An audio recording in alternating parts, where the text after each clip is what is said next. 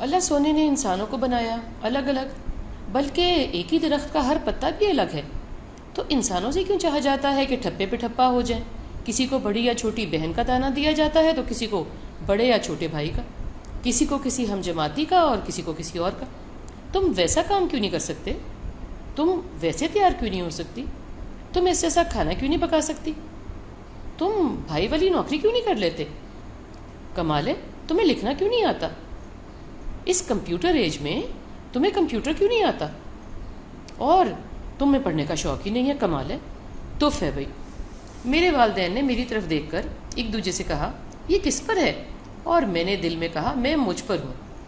ایک عجیب مزاج ہے، شاید بچپن سے ہو، میرا بچپن مجھے یاد نہیں، خیر مجھے تو میرا لڑکپن بھی یاد نہیں، ہاں مگر یہ یاد ضرور ہے کہ کسی کام کے پیچھے لگ جانے والا مزاج تھا اور آج تک ہے۔ میں چوتھی جماعت میں تھی، میں نے اون سلائیوں سے گڑیا کا فراک شروع کیا، 3 رنگوں والا۔ مجھے آج بھی یاد ہے وہ فراک اور وہ گڑیا، بھلے مشکل تو ہوئی مگر کب شروع کیا کب مکمل ہو گیا معلوم ہی نہ پڑا، اور استانی جی نے نمبر بھی نہیں دیے کہ کسی سے بنوایا ہے۔ مجھے خود کا رونا اور ہلکان ہونا بھی یاد ہے، اور جب بڑے ہو کر عبور حاصل ہو گیا تو بننے کو کبھی دل ہی نہیں کیا۔ ایک دفعہ نہ چاہتے ہوئے مجھے خطاطی سیکھنے کا شوق ہوا، شوق تو خیر نہ کہیں، کوئی اور کورس مل نہیں رہا تھا تو چاہتے نہ چاہتے میں نے خطاطی کی کلاس میں داخلہ لے لیا۔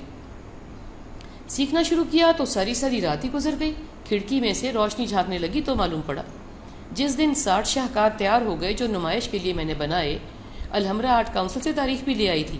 کام شروع کیا اور مکمل کیا اور نمائش کا خیال دل سے غائب۔ وہ 60 شاہکار میرے چھوٹے سے گھر کی دیواروں پہ آج بھی لٹک رہے ہیں، اور ان کو لٹکتے ہوئے 6 سال ہو گئے، اور مجھے خطاطی چھوڑے ہوئے 6 سال۔ منیچر میں مجھے کبھی انٹرسٹ ہی نہیں ہوا، مجھے سمجھ ہی نہیں آئی کہ لوگ کیوں کرتے ہیں۔ بشیر صاحب، بشیر صاحب منیچرسٹ نے فری ورک شاپ کا اعلان کیا۔ سب دوستیں کہنے لگیں چلے کرتے ہیں، کچھ نہ بھی آیا تو فری ہی ہے۔ خیر ہم نے داخلہ لے لیا، میں نے ایک ڈرائنگ شروع کی، سب نے شروع کی، اللہ پتہ وہ کیسے کمال کی بن گئی۔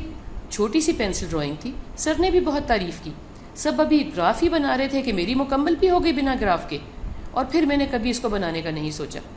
میرے یہی 2-3 شوق ہیں جو بالکل یادداشت نہیں رہتی تو چند سال کے بعد پھر کھانے ڈالنے کا اور قلم اٹھانے کا خیال آ جاتا ہے، کبھی شروعات ہو بھی جاتی ہے اور کبھی نہیں بھی ہوتی۔ ایسا ہی ہے میرا مزاج، کسی کو کیوں اعتراض ہے؟ کبھی شوق کو اگر مارکیٹ کرو تب تو اعتراض بنتا ہے نا کہ کام ٹائم پہ مکمل نہیں کیا۔ جب شوق بس شوق ہی ٹھہرا تو پھر کیا ہر وقت کا کٹہرا۔